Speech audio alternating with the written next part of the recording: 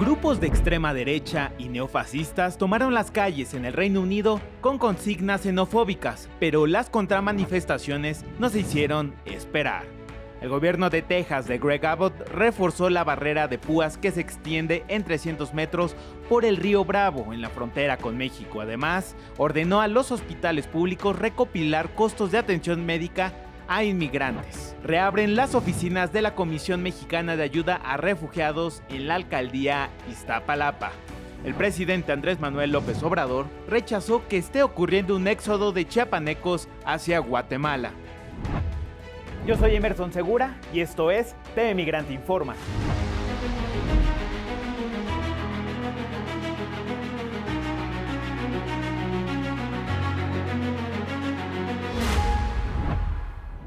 Motivados por un crimen presuntamente perpetrado por un solicitante de asilo en Southport, Inglaterra, grupos de extrema derecha conformados por islamofóbicos y neofascistas han causado disturbios en distintas ciudades inglesas en los últimos 10 días. La desinformación y los discursos de odio han terminado en enfrentamientos con la policía, detenciones y la firme postura del primer ministro del Partido Laborista, Keir Starmer, quien señaló que no tolerará la violencia.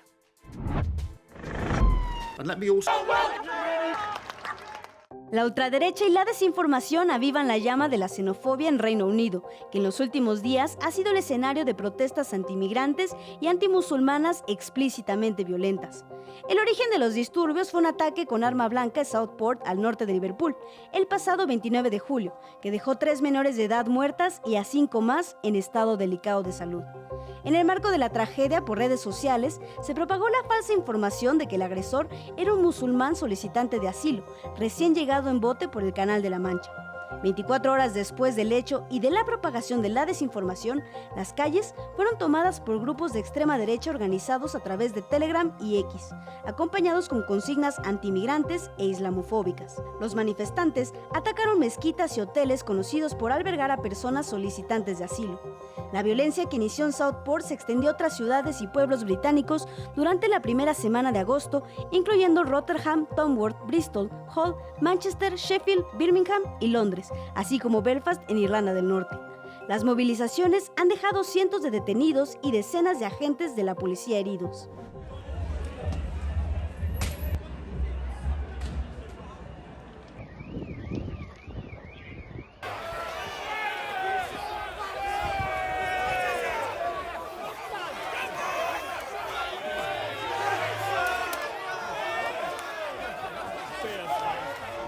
La identidad del atacante fue protegida por las autoridades policíacas, dado que se trataba de un menor de edad, lo que incentivó el odio y la infodemia. En respuesta a estas manifestaciones de odio, la comunidad musulmana se ha refugiado y reforzado dentro de sus hogares y sitios seguros, y los solicitantes de asilo han sido trasladados por razones de seguridad. I feel like unsafe to stay in Southport really. Before I just feel okay because it's quiet area and I never seen in Southport happen. Después de las primeras manifestaciones, el primer ministro de Reino Unido, Keir Starmer, quien enfrenta sus primeras crisis, enfatizó que los disturbios no son legítimos. And so I've just held a meeting with senior police and law enforcement leaders where we've resolved to show who we are. A country that will not allow understandable fear to curdle into division and hate in our communities, and that will not permit, under any circumstances, a breakdown in law and order on our streets. Because let's be very clear about this. It's not protest, it's not legitimate, it's crime. People in this country have a right to be safe. And yet, we've seen Muslim communities targeted, attacks on mosques, other minority communities singled out, Nazi salutes in the street, attacks on the police, wanton violence alongside racist rhetoric. So no, I won't shy away from calling it what it is, far-right thuggery. Además, el primer ministro hizo un llamado de atención a las empresas de las redes sociales por su responsabilidad en la organización de los disturbios. And let me also say to large social media companies and those who run them. Violent disorder, clearly whipped up online, that is also a crime. It's happening on your premises, and the law must be upheld everywhere. Pero la narrativa antimigrante y racista que ha congregado a grupos islamofóbicos, neonazis y fascistas no es la única que ha tomado las calles. Miles de personas se han organizado en contramanifestaciones pacíficas y antirracistas en Bristol, Brighton, Sheffield, Newcastle, Oxford, Liverpool y Londres, en un llamado al alto a la extrema derecha y sus discursos de odio, y en favor de brindar protección a las personas refugiadas.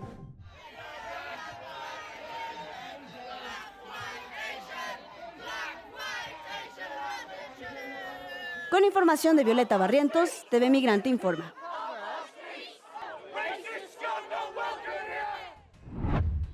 En contraste con estas manifestaciones xenófobas, el gobierno de Portugal, a través del Ministerio de Economía, destinará 2.5 millones de euros a la capacitación de inmigrantes para que se puedan integrar al sector turístico, por lo que se sabe hasta el momento. En una primera etapa, formarán un grupo de 1,000 migrantes a través de la red de escuelas de turismo del país luso. Y como parte del curso, las personas migrantes realizarán prácticas en empresas adheridas al programa. Con esta iniciativa se espera cubrir la demanda de personal en el sector, lo que impactará de manera positiva en la economía portuguesa, considerando que tan solo en el 2023 el turismo contribuyó con el 9.5% del PIB en ese país. Cabe señalar que en la última década Portugal duplicó la cantidad de personas extranjeras que llegaron buscando la residencia. El actual gobernador de Minnesota, Tim Walz, fue seleccionado para completar la fórmula demócrata como vicepresidente de la candidatura presidencial de Kamala Harris. Su perfil viene a consolidar una propuesta que contrasta con las posturas antiinmigrantes de la fórmula republicana conformada por los candidatos Donald Trump y James David Vance. Aquí algunas de las iniciativas que impulsó como gobernador de Minnesota en esa materia y que nos adelantan un posible escenario en caso de que los demócratas lleguen a la Casa Blanca. Vamos a ver.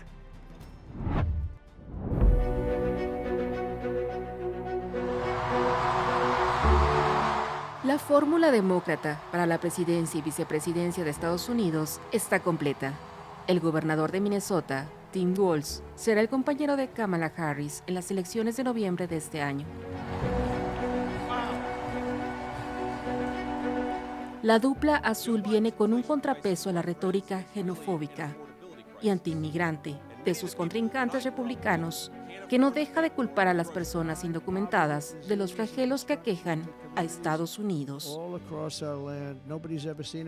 La postura de Tim Walz frente a la inmigración quedó clara desde su campaña para gobernador en el 2018, cuando expresó sus deseos de convertir a Minnesota en estado santuario, nombre que reciben las entidades con políticas que limitan la aplicación de leyes nacionales migratorias, protegiendo así a las personas migrantes de una posible deportación o detención por parte de las autoridades. Esta acción podría beneficiar a las más de 81,000 personas indocumentadas que viven en esta demarcación. Pero aunque este deseo aún no se cumple, Walz puso en marcha programas de inclusión para la población inmigrante. Como gobernador de Minnesota, cargo que asumió en el 2019, Tim Walz aprobó una ley que permite a las y los residentes de este estado, más allá de su estatus migratorio, solicitar y obtener licencias para conducir, norma que entrará en vigor en octubre de 2024. Asimismo, a través del programa North Star Promise, el gobierno de Walz ofrece la matrícula universitaria gratuita de 2 a 4 años para inmigrantes cuyas familias ganen menos de $80,000 al año. Además, el gobernador de Minnesota extendió el programa de salud Minnesota Care a personas indocumentadas. Esta iniciativa no solo cubre situaciones de emergencia, sino atención médica preventiva, lo que garantiza el acceso a una mejor calidad de vida para las personas en vulnerabilidad como los inmigrantes. El aspirante a la vicepresidencia de Estados Unidos es consciente de las causas estructurales que acompañan los flujos migratorios, pues ha manifestado que la solución radica en atender los motivos a los que las personas dejan sus hogares, ya sea por el cambio climático o las crisis políticas como en el caso de Venezuela.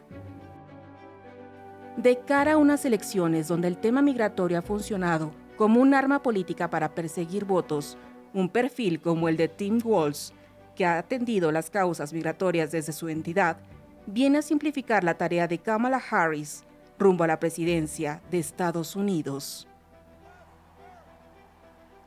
Con información de Violeta Barrientos, TV Migrante informa.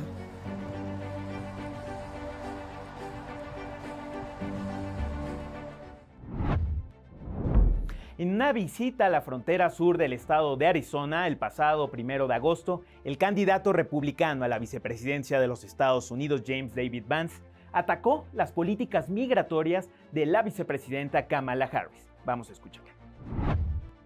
They stopped deportations on day one. They stopped construction of the border wall on day one. We see the border wall sitting here, ready to be completed behind us, and that can't happen because of Kamala Harris's administration.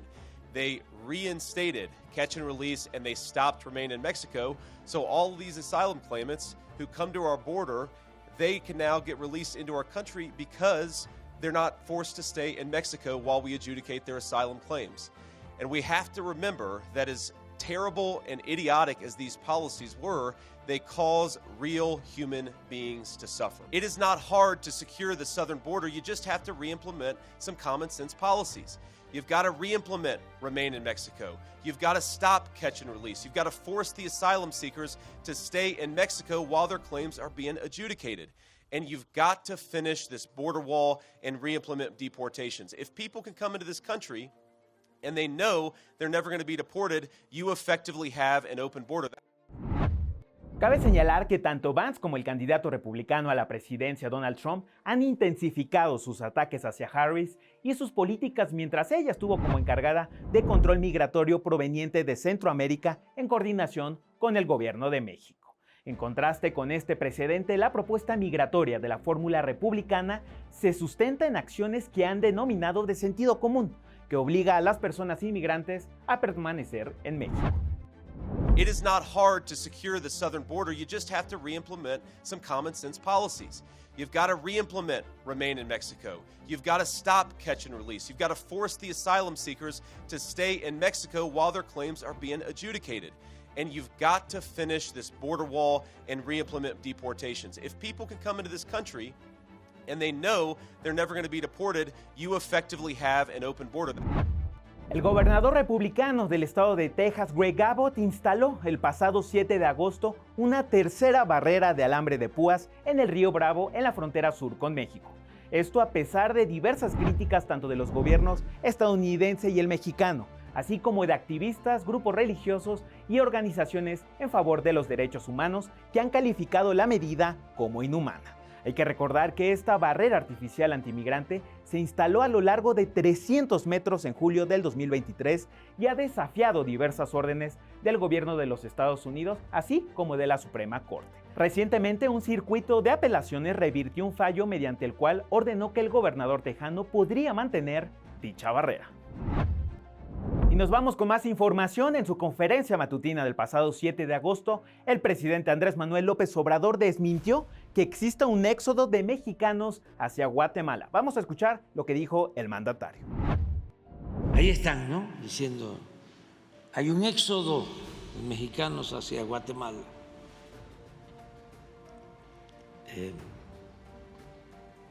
Nada de eso, hay una confrontación de dos grupos, ya se está atendiendo y esto ha llevado a algunas comunidades que se desplacen a Guatemala, pero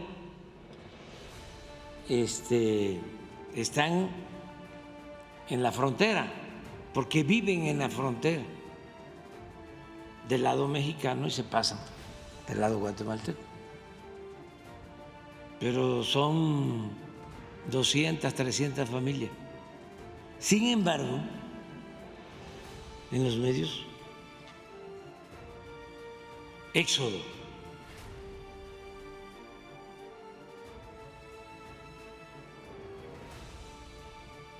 Entonces, aclarar eso, ¿no?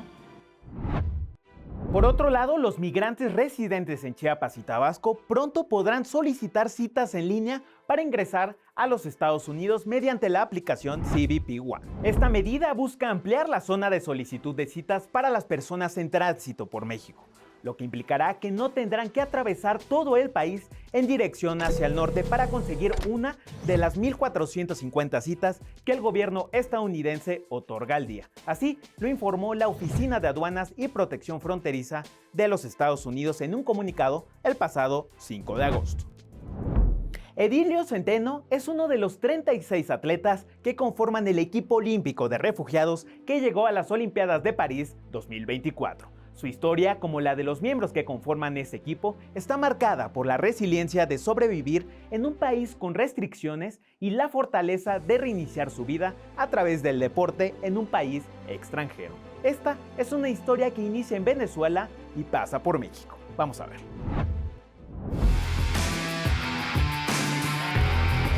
Yo no elegí ser un refugiado, yo no quisiera ser un refugiado, yo quisiera estar en mi país tranquilo representando a... Yo quisiera que ningún venezolano se hubiese tenido que ir de mi país, eso es lo que yo quisiera.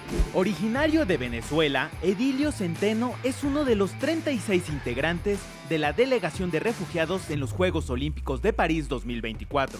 Su pasión y dedicación por el tiro lo llevó a formar parte de la delegación para competir en la disciplina de tiro deportivo durante la edición 33 de los Juegos Olímpicos. Luego de haber llegado a Saltillo, Coahuila, en situación de refugiado en 2014 junto a su hermana María Alejandra, Edilio tuvo que pausar su sueño deportivo, sueño que alguna vez lo posicionó como el número 1 de Venezuela, país que representó en diversas competencias nacionales e internacionales, pues en su país de origen dirigía un grupo de atletas de tiro, mientras superaba su propia marca. En Copas del Mundo clasificado a siguiente ronda, campeón en Grand Prix internacionales, campeón en Juegos Bolivarianos, en fin, un sinfín de victorias durante unos 17 años con la selección nacional de Venezuela. Y aunque el deporte estuvo presente desde su niñez, la pausa que Edilio le dio a su sueño retomó una esperanza, pues en 2023 logró ingresar al programa de becas para atletas refugiados, lo que le permitió participar en diversas competencias que le dieron un pase a los Juegos Olímpicos de París, donde anhela representar a los más de 100 millones de refugiados en todo el mundo. Representamos a esos millones de latinoamericanos que actualmente están en situaciones de refugio, tuvieron que abandonar sus países, entonces, y es una realidad palpable en las fronteras latinoamericanas y del mundo. Esto es una muestra de que los problemas sociales y políticos ajenos a él no son un obstáculo para alcanzar sus sueños y seguir representando a millones de refugiados ante los ojos del mundo entero. Con información de Brian Amaya, TV Migrante Informa. En más historias deportivas, Manisha Talash es una joven de 21 años que salió de Kabul, Afganistán, buscando asilo en España. En su país de origen, controlado por los talibanes desde el 2001, las niñas y mujeres padecen de severas restricciones, pero a Manisha ningún régimen político ni social le arrancaría su pasión por el breakdance. Vamos a ver.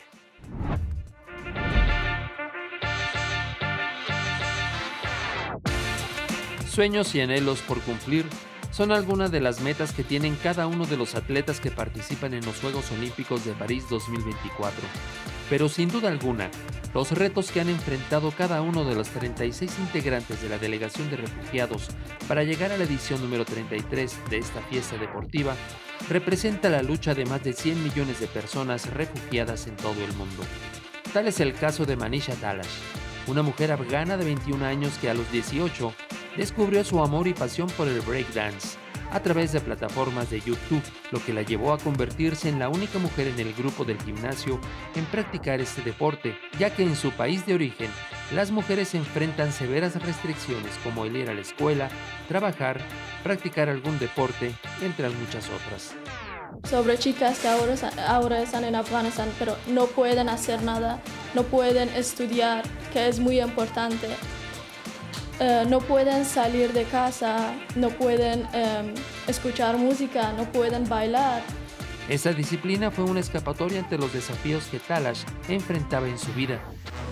Pues luego de que los talibanes tomaran el poder en Afganistán en el 2021 e ilegalizaran el breakdance, la destacada atleta llegó a España como refugiada, donde logró reunirse con miembros de su comunidad de hip hop de Kabul, su lugar de origen.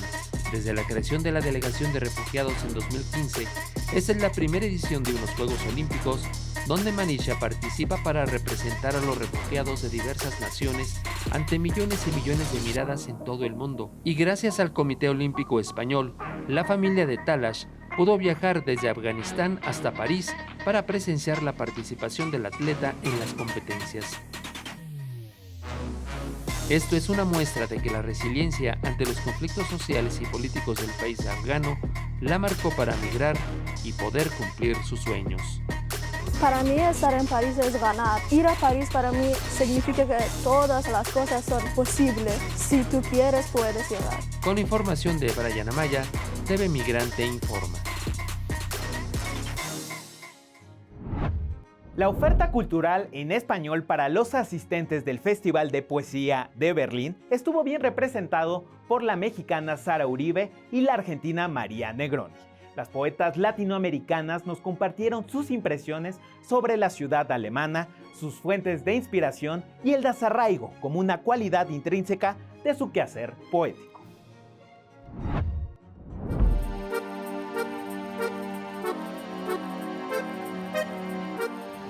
El Festival de Poesía de Berlín tuvo entre sus autores invitados a las poetas latinoamericanas Sara Uribe y María Negroni, como parte de su 25ª edición en la capital alemana. La oferta cultural en español a la audiencia de este festival literario en la capital alemana estuvo representada por México y Argentina a través de estas dos autoras. Soy una mujer trabajada por los fantasmas, te dije antes de mudarme contigo. Sueño con enormes casas ajenas que me pertenecen. Ando sus pasillos, hurgo en sus cajones en busca de algo que me haga saber que en realidad son mías. De acuerdo con ellas, explorar lugares nuevos más que inspirar moviliza, pero también hay algo en los parques de esta ciudad que invita a escribir. Cuando uno se desarraiga de algo o cambia, ¿no? Hay algo ahí en ese desajuste que es productivo. Empiezas como a imaginar cosas, no sé. Moviliza. Y otra cosa que tiene esta ciudad que a mí me impresiona mucho es el verdor. Los parques, los árboles, y eso a mí me da como por escribir esa inspiración, que no creo en la inspiración, pero sí más bien en los motivos. Hablar del lenguaje y de la poesía como una casa y hablar de quienes la habitan. Una caja en la que resuenan los acontecimientos del presente o una casa sin tejado. La poesía no es un hogar. El poeta o la poeta se conciben como exiliados por naturaleza, o sea, como nómades. Son seres desarraigados en lo más profundo. O sea, hay como una especie de extrañamiento, que no es el extrañamiento del lugar, es el extrañamiento adentro del lenguaje común. Cada vez más pienso que esa casa de la que hablabas hace rato, María, esa casa sin techo, la intemperie, pues más bien va conmigo. Claro. O sea, no la pienso como un lugar que necesariamente esté en México. O sea, que creo que a donde voy, esa casa hecha de palabras y un poco también desprolija, ¿no? Sí. Pues va conmigo, es algo más bien interno. Desde Alemania, para Canal 14, Elis de León.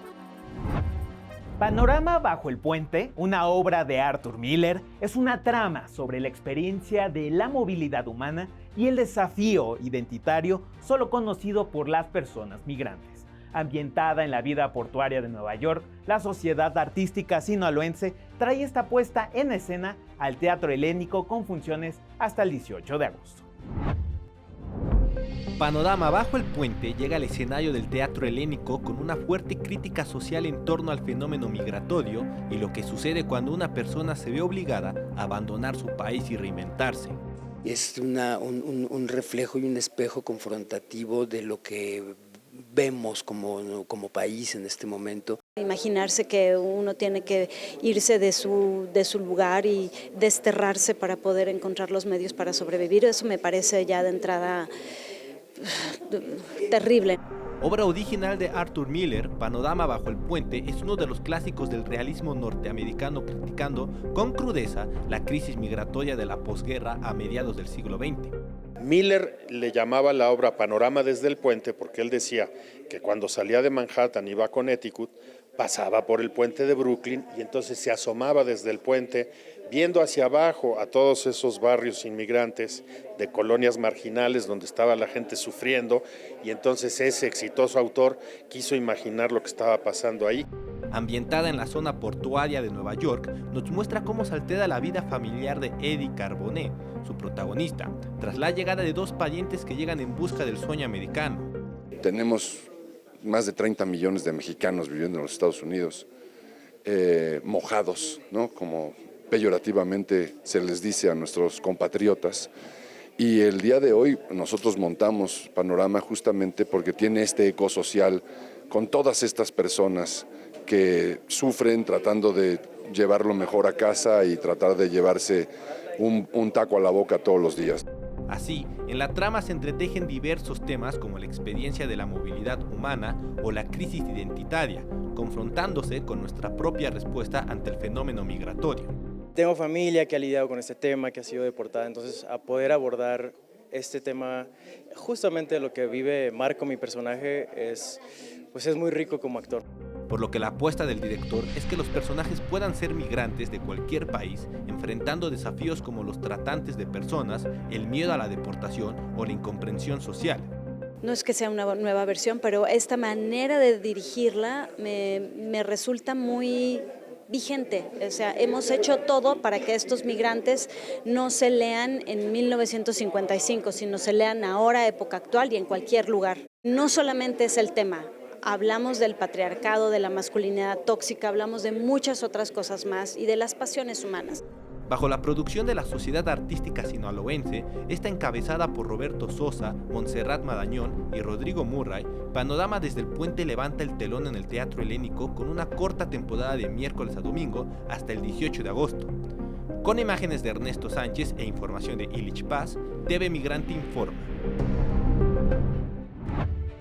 Muchas gracias por estar en este programa de TV Migrante Informa. Yo soy Emerson Segura y no se pierdan todo nuestro contenido en MX Plus, Altavoz Radio y desde luego en Canal 14. Hasta la próxima.